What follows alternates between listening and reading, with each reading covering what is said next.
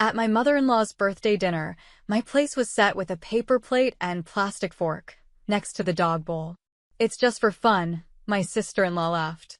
I nodded and replied, "Then let's keep the fun going." I handed something to my husband's father and watched every face drop. "Wait, is this for real?" I asked, blinking at the sad little setup. A pink paper plate, a bright yellow plastic fork, and right beside it, a ceramic dog bowl, still wet from the golden retriever's tongue. Julie, my sister-in-law, burst into laughter. "Oh wow, you should see your face," she said, clutching her stomach. "It's just a joke, come on. Lighten up." I didn't move. The rest of the table, Rick, his two brothers, their wives, and both of his parents, sat around the long oak table with matching silverware, fine china, linen napkins folded like swans. "Yeah, lighten up, hun," one of the brothers muttered. My husband Rick looked at me with a crooked, sheepish smile, the same one he used every time his family did something awful. "It's just Julie being Julie," he mumbled under his breath. "Seriously?" I asked, looking around. "No one sees a problem with this?" Rick's mom spoke up then, raising her wine glass. "Sweetheart, we're just having a bit of fun. You're too serious all the time. You know how we do things." "You set me next to the dog," I said slowly, "on a folding chair." Julie giggled again. "Oh, come on. Don't be such a drama queen." Rick's father chuckled. "It's harmless. We all get teased around here." "Do you?" I snapped. "Because I don't see anyone else eating off Dollar Tree tableware." A silence fell over the table. Even the dog stopped slurping for a second. I smiled then slowly. "You know what? Let's keep the fun going." Without breaking eye contact, I reached into my bag and pulled out an envelope. Walked right over to Rick's father and handed it to him. He looked confused. "What's this?" "Open it." He slid his thick fingers under the flap, pulled out the paper inside, and began to read. The smile disappeared from his face. His wife leaned over to peek. Julie stopped laughing. "What is this?" Rick asked, standing up now, voice tight. "That," I said calmly, "is me saying, 'Joke's over.'" Rick's mom narrowed her eyes. "Is this some kind of prank?" "Nope. It's real. Just like this dinner." I walked back to my seat, the one by the dog bowl, and picked up the paper plate. I held it up, looked at Julie. "Cute," I said. "But you're gonna want to remember this moment. Because next time you want to play games, make sure you're ready for the ending." Then I dropped the paper plate. It didn't shatter or crash, just hit the floor with the same weightless silence they always gave me. No one followed. No one said a word. Except the dog. He barked once, as if agreeing with me. I didn't even drive home right after the dinner. I sat in the parking lot of a gas station, my hands gripping the steering wheel so tightly that my knuckles went white. I could still hear Julie laughing in my ears, see Rick's dad go pale when he read the first line of that letter. And the worst part? Rick didn't say a single word. Not one. Not when I was humiliated. Not when his sister mocked me. Not even when I walked out. He just watched. And this wasn't the first time. "Babe, you know my family's just like that," he said once, after his mother called me a low-class gold digger with no table manners during Easter brunch. I'd spent hours preparing a quiche, trying to impress them. I smiled through it. Rick shrugged. "Ignore it. That's how she jokes." No, it wasn't. But I wanted to believe him back then. I wanted to believe this was normal. That maybe I was too sensitive. But the truth is, the humiliation didn't start with the paper plate. It started the moment I married into their family.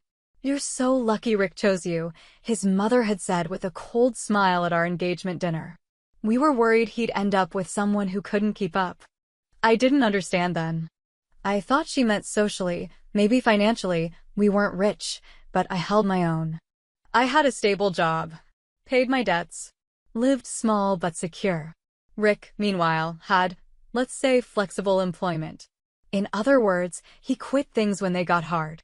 But his family never blamed him for that. No, Rick was their golden boy. So when his car broke down, I paid for repairs. When his credit tanked after he forgot to pay 3 credit cards, I helped consolidate his debt. when he wanted to take some time off to find his passion. I covered rent, and groceries, and utilities. At first, it felt like what a supportive partner should do. But then things escalated. "Can you send Mom that $200 for the cake deposit?" Rick asked casually one morning, scrolling on his phone. "What cake?" "For Julie's birthday. It's custom-made or something." I blinked. "Wait, we're paying for that?" He looked confused. "Yeah, she said it made sense since we don't have kids. And we make more right now." I opened my mouth and closed it. I didn't want to fight. Not again. That was my first mistake. From then on, it was one small favor after another. Paying for group gifts. Covering last-minute Airbnb bookings during family vacations. Paying the deposit for Rick's brother's wedding venue, because it's just a loan, they said. No one ever paid me back. When I finally tried to say no, Rick's mom called me a controlling little thing. "You don't want to support your husband's family?" she asked, tilting her wine glass. "What kind of wife are you?" And Rick. God. Rick just stood there. "She didn't mean it," he told me on the drive home. "She's just old school. She said I was just taking advantage of the family. She jokes like that. You know how she is." "Then why doesn't she ever joke like that with Julie?" Rick didn't answer. And I knew the answer already. Julie could do no wrong. Julie's divorce? A brave woman leaving a toxic man. Julie's job loss? The company didn't deserve her. Julie buying a Tesla while still living rent-free at their beach house? Well, she deserved to treat herself. But me? I was always the outsider. The freeloader. The mooch. The mistake. It wasn't just emotional either. It became financial quick. One month I checked our shared bank account and saw $1,800 missing. "Rick?" I asked, knocking on his office door. He didn't even look guilty. "Julie needed help covering the property tax bill. She's stressed." "You gave her our money?" He shrugged. "It's my sister." "And you didn't think to ask me?" "I knew you'd say no," he said. "That's the thing about you. You never want to help." That night I slept on the couch. The next day, Julie sent me a voice note. "Hey," she said in that sticky sweet voice of hers. "I'm sorry if you were surprised about the money. Rick said he'd talk to you. But we all chip in, you know? That's what family does." "All chip in?" "No. I chip in." Julie didn't pay rent. Julie didn't work more than part-time. But she threw lavish birthday parties, bought designer bags, and hired a personal chef for her dog. And now they set my place next to the dog bowl. The symbolism wasn't even subtle anymore. The thing is, I let it happen. I smiled through it. Told myself it wasn't worth the drama. That they'd come around. But then Rick's mother called me last month. "Sweetheart, Julie's birthday is coming up. I assume you're taking care of the dinner reservation." I froze. "Excuse me?" She chuckled. "It's only fair. You and Rick don't have kids. Julie's got enough on her plate." I couldn't believe what I was hearing. "We've been covering everyone's plate," I said slowly. "And I don't mean the dinner ones." She didn't laugh. "Don't be dramatic." That was my breaking point. I started documenting everything. Every Venmo. Every charge. Every email where they asked for a little help. And I wrote the letter. The one I handed to Rick's father at that dinner. No one knew what was coming. They thought they'd mock me like usual. They didn't know I'd had enough. When I got home that night, after dropping the plate and walking out, I found Rick already waiting, pacing in the living room.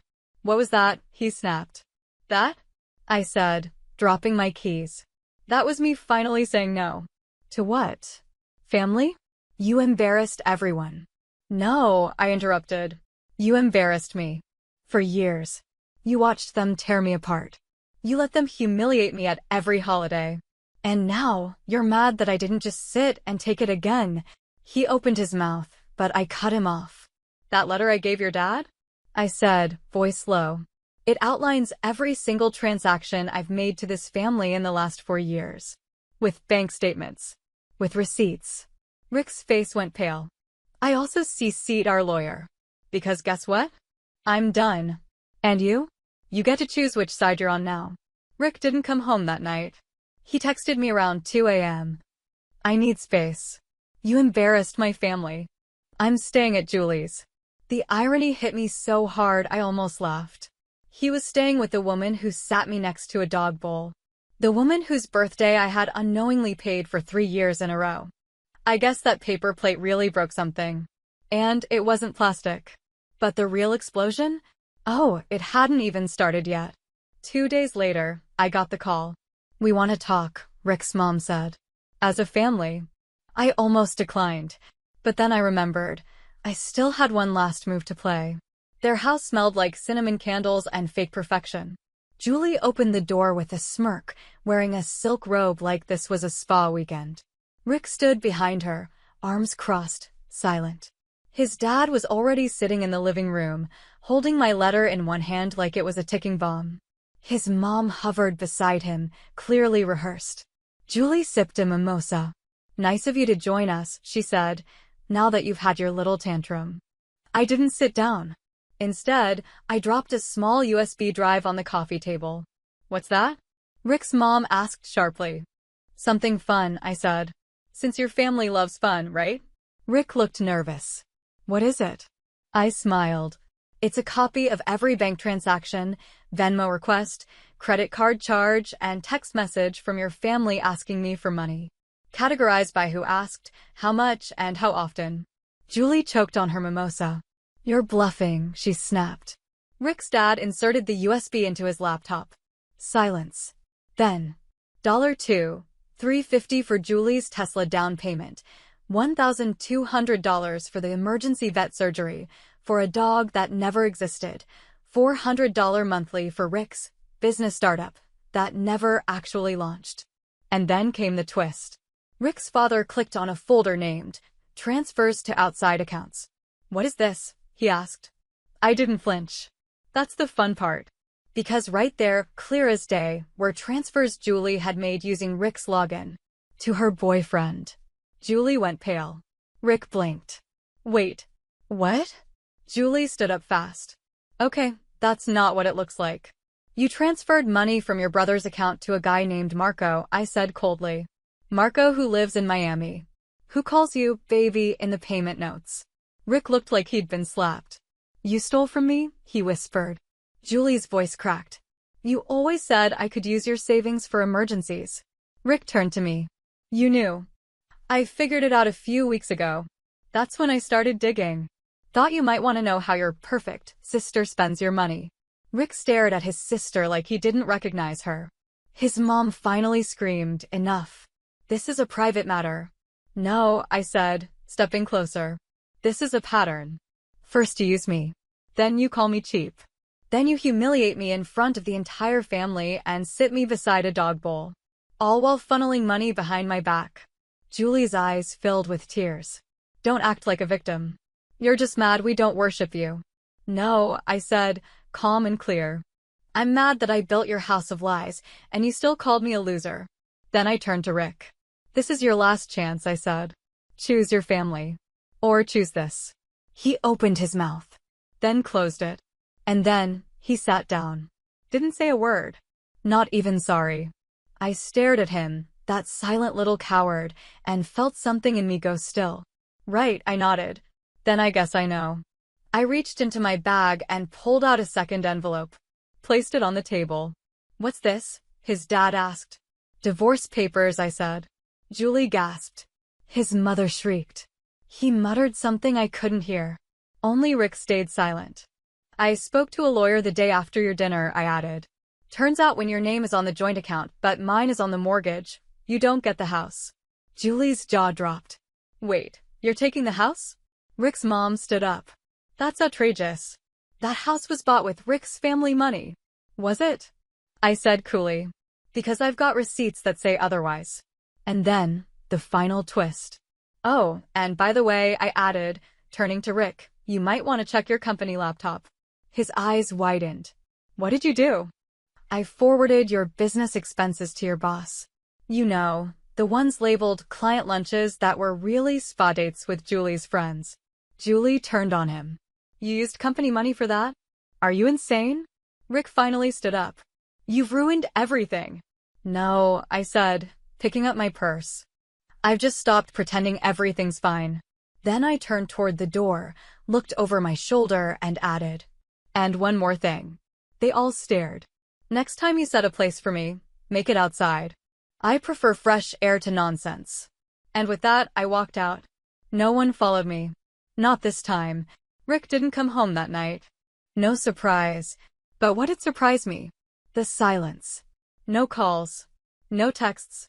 No, I'm sorry. Nothing. Not even after I handed his father that letter.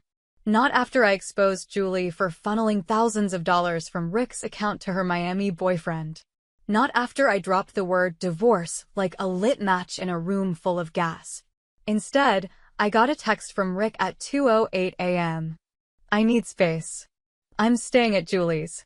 You made this ugly." Ugly? No. Ugly was them. What I did was clean. I moved out the next morning.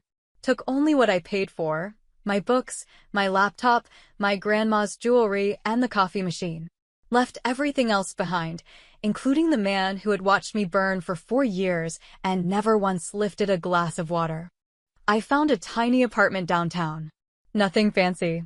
Peeling wallpaper, mismatched tiles, a heater that sounded like it had asthma, but it was quiet. Peaceful. Mine. The first few days felt like I'd escaped a cult. I ate what I wanted. Slept when I wanted. I didn't wake up to cold shoulders or guilt-tripping texts. I finally had oxygen.